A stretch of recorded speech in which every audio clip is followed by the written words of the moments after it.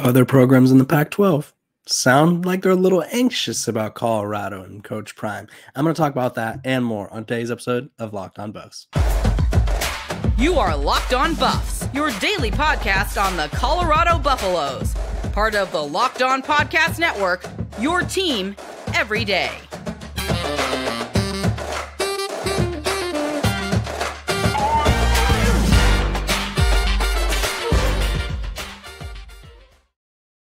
What is up, everybody? This is Locked On Buffs. I am your host, Kevin Borbo. Today's episode, we got another good one. It's a lovely Friday.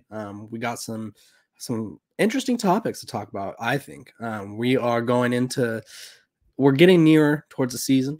Kirk Herbstreit made an appearance on the Pat McAfee show yesterday and said that other Pac-12 programs are anxious about Colorado, anxious to play Coach Prime's Buffs. We're also going to talk about why Coach Prime doesn't want to coach in the NFL, which I think is pretty funny. I think it was a pretty hilarious reasoning. And then we're going to talk about Coach Prime's health, because that was a controversial, I guess, topic yesterday on Thursday. And I just want to give you guys updates of what I know. So yeah, without further ado, let's dive in. This is Locked On Buffs. We're here and available free wherever you get your podcast every single day. First up, Kirk Herbstreit. This doesn't shock me, but I think there's a lot more excitement around Colorado. It kind of reminds me of, it's like, it's hard to explain. I guess you could say, to compare it to Texas, because I feel like that's my normal comparison. Even when Texas is bad, teams always want to play Texas because it's a big brand. I'm not saying Colorado's bad. I'm just saying they now have a brand that is worth getting excited over playing. The Carl Durrell era was not exciting for other teams. Probably wasn't exciting for fans. I don't know. But teams are now more looking forward to it. And obviously it's going to have a lot more intensity behind it. So this is what he said. Without naming names, I do know that there are a lot of Pac-12 coaches that are anxious to play Colorado. I think there are a lot of people that are excited. That's what makes it so exciting, is there are a lot of people. Before, you didn't even know Colorado was playing. And now, every week, you're going to be like, who is Colorado playing this week? I'm very, very intrigued to see what happens with him, just not this year, but in the future. And then he continued saying it'll be a fascinating study. I think in this transfer portal era, I don't know if there's a more fascinating study than Colorado. I remember Sanders' first speech when he talked about the Louis luggage he has coming in, and he brought it in. And he had a lot of guys that left, and I don't know the exact number of the turnover between where they were last year and how many new faces they have this year, but that's going to be fascinating. The number is 51 players in, 43 players out, I believe. That said, there's a lot of buzz around the Buffs. So he goes, obviously, just a new roster, and if you see them play since last time they were good, I think, and he's talking to Pat and Pac-Man Jones, were in school was the last time they put a competition on the field. So a competitive team on the field. So there's a good change. Realistically, and this guy's, but you always wonder, this is the part that I found interesting, because you guys always tell me this part doesn't matter. I think it does matter. He says, but you always wonder, how is the team like that gel? We saw SC do it with Lincoln Riley, not to that level, but they gelled pretty well. And, they had a good year. Michigan State a couple of years earlier made a lot of changes. So it can happen. See, just because I question the gelling points of it doesn't mean it's not going to happen. I'm just something I bring up. I wonder if he means anxious as in like they're actually looking forward to going to Boulder and they're actually like circling the schedule. Like I think there's two reasons to be anxious. One, I think nobody wants to get beat by Colorado with all these. Nobody wants to lose any game, but specifically Colorado, because I feel like there's a little more of a overwhelming assumption that they're still going to, by other programs and other people, that they're still going to struggle. And so you don't want to be that team that loses. I also don't think people want to be subject of like a Coach Prime victory, because it's going to set the country up to go crazy. Two, I don't think they want to lose I think they're anxious, because I don't know, it's just exciting. It's like a game to get up for now. Like I said before, I think last year, for example, no one's circling the 1-11 Colorado Buffaloes to play. Like no one's excited about that. Maybe the teams that wanted an off week because they know they're going to beat them by 40. But nobody was excited about that. Fans weren't excited. I think players themselves there's probably certain teams that they're like, okay, guys, we got to get up for this game. I know that's Colorado, but like we got to get up for it. Now, everybody's going to be excited because it's like, oh, they got Deion Sanders. Oh, they got Travis Hunter. So now players, coaches, fans, they're going to want their teams to prove themselves. They're going to want their teams to stand out and be, I guess, like the program that, say they beat Colorado by 20 for some reason. Like, say, for example, Oregon. They beat Colorado by 20. Sure. This is hypothetical. I don't know it's going to happen. This is an example. They beat Colorado by 20, and they're like, yeah, we silenced Colorado. Like, I think that's the kind of energy that other programs are going to want to come with. I think Colorado, while they're not a villain, because I don't think they've really done anything villainy, I think that teams will treat them as such. And it'll be interesting to see how it works out, obviously, because the season is, I guess, around 70-ish days away. So we're kind of there, but not really there, kind of in that in-between stage. But either way, a lot of excitement. Apparently, Coach Prime's got people feeling anxious, which is they either are anxious because they want to play him or they're anxious because they're scared of him. You be the judge.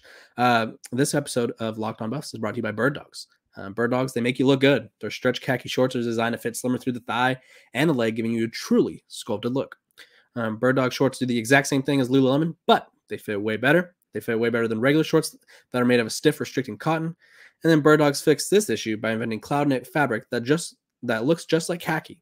Bird Dogs uses anti-stink, sweat, wicking fabric that keeps you cool and dry all day long.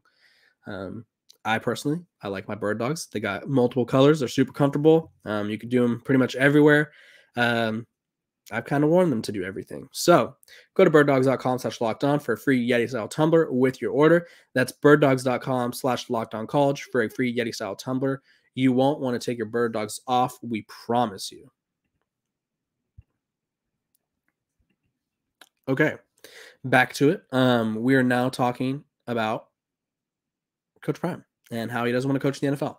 I think a lot of people, the way that he's handling the transfer portal thing, were at first like, this is kind of an NFL style. I've said it before too, because I mean, it's interesting. I said he treats it like a business, like the NFL teams. Obviously, he doesn't like treat the entire thing like an NFL team, and we see why. So Coach Prime was recently discussing why he would not coach in the NFL, and this is what he said. I don't have any desire or ambition to coach in the NFL. And this is with Cowboys Country of Fan Nation, one of the bigger Fan Nation sites. So I'm sure you've seen their stuff. I'm cut a little different. I love Jerry Jones. I tremendously love that whole family, Sanders said. So what is the reason? I have a problem with men getting their checks and not doing their jobs. I would be too tough as a coach in the NFL because I have those old school attributes. See, I told you guys. I knew he was kind of old school. I think a lot of the times with Coach Prime, everybody's like, oh, he's the modern, which I mean, he is a very modern coach. I'm not going to take that away from him because I don't think there's many coaches out here that are like, you know what? Throw me on social media. I'm about to go on the largest social media campaign there is. And that's what Coach Prime does. I mean, not really a campaign, but like he knows how to operate social media, even if he doesn't do social media himself and it's one of his kids or someone running it for him. He knows exactly what he's doing. I would say he's got that social media stuff down to a T. So yeah, I think Coach Prime is kind of the perfect blend of a modern and old school style coach. But back to what I was saying. But before I do, I want to thank you guys for making Locked On Buffs your first listen every day. Every dayers. Monday's episode should be a good one. We'll probably be talking about the latest in whatever someone says about Colorado. Hopefully I'll have more updates on Coach Prime.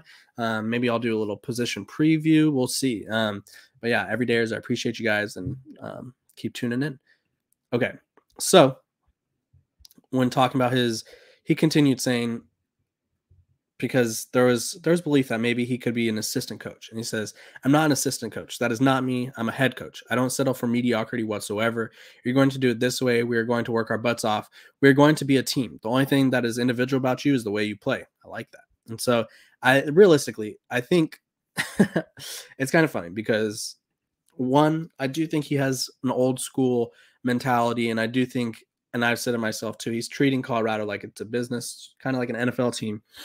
But he has the standards. He has high standards for everybody. He probably, when he says he'd be too hard on guys, I think he knows that the modern athlete is a little more catered to than maybe guys were back in his day. So say he's coaching the Chiefs, for example, and he gets on Patrick Mahomes. Obviously, Patrick Mahomes is probably the best player in football. Probably going to go down as one of the best quarterbacks ever, if not the best quarterback ever. But if Coach Prime's yelling at Patrick Mahomes, getting on him, Patrick Mahomes could be like, I'm not going to practice, or I'm not going to play for you. Or like the players these days, they'll sit out. And we've seen guys sit out for games, practices, training camps. They don't care. Like if they're getting paid, they do not care. If their money is not what they want, they will sit out. They do not care. And I think that would frustrate Coach Prime to the point where he'd probably want to like cut like the best player on the team, which is kind of funny, but obviously that's not how the NFL works anymore. I think back in the day, coaches had more power, but now obviously in any league across sports, I think players for the most part have all of the power. And we kind of saw that in college football up until Coach Prime took over with the transfer portal, because we all thought, no, the transfer portal, one-time transfer rules, and give all these guys all this power. It's going to be so bad for the sport. We're not going to be able to control them. They're going to do whatever they want, which to some extent, I mean, players do whatever they want. We've seen guys like Caleb Williams hit the portal just to follow his head coach, or same thing with Shedeur and Travis. But Coach Prime kind of showed, you know what? There is a way to use the portal against them. And so I thought that was interesting. Realistically, I don't think, because I think people are always talking about why or when Coach Prime is going to leave Colorado, because they just don't see Colorado as like his destination job, his final job. And which I don't know. I really don't. None of us do. Maybe not even him. I don't think he knew that he'd end up at Colorado after Jackson State.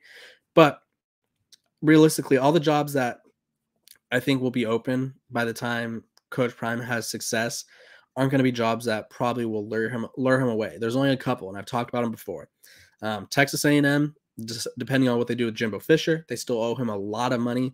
That'd be one, because he has Texas roots. People always talk about how he wants to get back into Texas and all that. So if he wants to get back into Texas, like everybody keeps saying, maybe that could be his in coaching at Texas A&M, SEC program. I think if Florida State's on this trajectory that they're on, like the Florida State job's not going to open up until Mike Norvell leaves. Now that's kind of the way they're going. So it's not going to be there. Miami, maybe the University of Florida. Does he coach at his alma mater's arch rival though? I don't know. That's the only thing. Then you look at programs like Oklahoma, future SEC program. Don't know what they got on. I don't know what's going on over there with with Brett Venables. You never know. That maybe that's one. Other than that, because I only see him leaving for an SEC job. I don't think he's going to leave for a job in the Big Ten. Don't even think he's leaving for a job in the ACC unless it's like I said, Florida State, Miami, or I don't know. It's got to be a huge job. It's got to be Alabama. Obviously, Paul Feinbaum at one point was like the next Alabama coach. And now he's always down on good times. I'm old enough to remember when Paul Feinbaum said that Coach Prime would be the next Alabama coach, and now he's doubting him every single time he gets every single chance he gets. He's doubting him. It's very interesting approach. But yeah. So I don't think there's that many jobs out there that are that enticing to him. Obviously, anything could happen, I guess. But I think Colorado is a place for him. I think he likes Colorado. He's made it very clear that he enjoys the culture, the community. So he seems like a community guy. Obviously, all his kids are there right now. So I don't think there's any incentive to leave anytime soon. And if he gets everything he wants at Colorado, if they keep investing in the program, paying him well, the resources continue to see an uptick, the NIL kind of improves, there's not a reason for him to leave Colorado. I think people want him to leave to go to a bigger school, like people on the national landscape. But if they got everything you need, what's the point? So yeah, that's my take on it. I don't think he's really, I think the NFL, plus we haven't seen college coaches go to the NFL and succeed. The only one that I can think of right now is Pete Carroll. And I believe he had NFL experience even before he went to USC and stuff. So don't know if I count that. Like we've seen Matt Rule go, fail. Greg Schiano, fail. So I don't think the NFL route is that enticing to college coaches anymore. It shouldn't be, at least, because I think they've kind of seen Nick Saban failed in the NFL. I think they've seen their college football brethren kind of go and fail. So what's the point of you being that next person that makes that make Chip Kelly failed, makes that push? Because what is it? Is it worth it? Where you, rather than being at a college where you could kind of be the guy all the time, have all the power, and not have any adjustments really to make. So I don't know. But when we come back, we're going to be talking about Coach Prime's health. There was a surgery scheduled for today that was reported yesterday. A little misreporting accidentally by someone, but we'll talk about that when we're back from the break.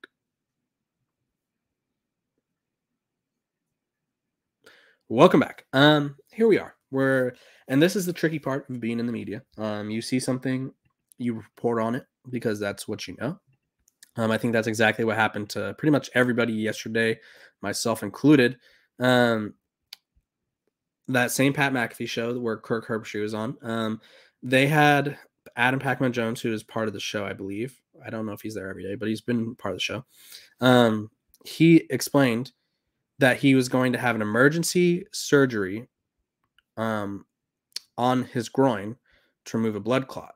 And so everybody, obviously, myself included, like I said, I don't know if, I guess it's technically wrong, but I think Adam Pac-Man Jones had all the right intentions. I just think that his story was a little misconstrued, or maybe he just didn't explain it well enough or whatever. But a week after Coach Prime met with doctors and there was talks of possibly having to amputate his foot, Adam Pac-Man Jones tells the Pat McAfee show that he's having emergency surgery tomorrow on his groin to remove a blood clot.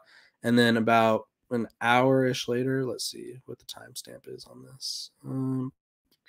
So a couple hours later, Coach Prime makes a video himself, and basically it is a surgery to remove blood clots, but it's in order to help him get better blood flow in his leg. And by doing that, and this is what he explained in the video. I retweeted it. Barstool Colorado reposted it. It's from Well Off Media.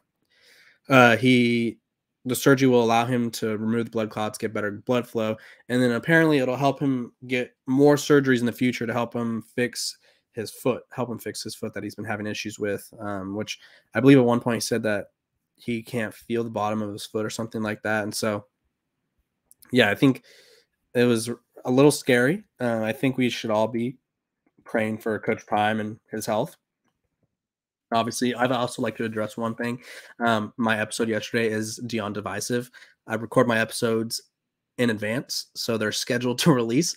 So obviously, I wasn't aware that there's going to be an emergency surgery announced. So don't think I'm out here like, oh, he's about to get surgery. It'd be a good time to talk about if he's divisive or not when he's having surgery. No, all my stuff is scheduled ahead of time. So I didn't realize that was going to happen at that time. But so he's having some surgery for his blood clots.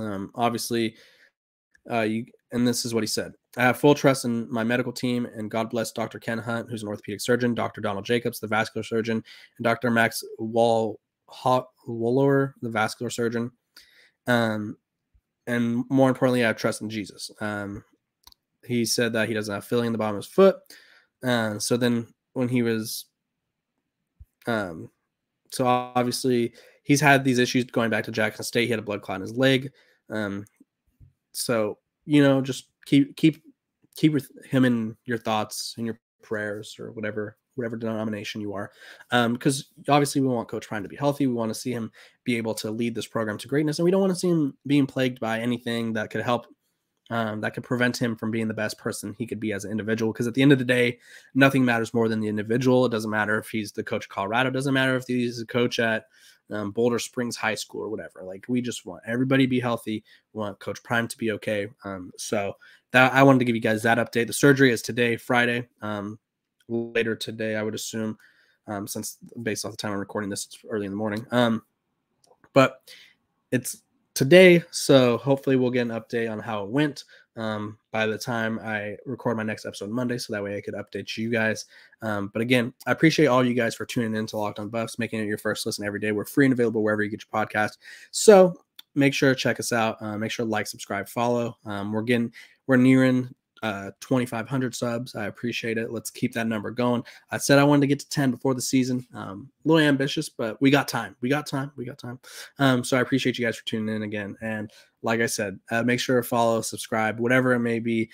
So that way you can follow along this journey with me. And as we cover the Buffs heading into the season. So have a great Friday and have a great weekend. I will see you guys on Monday.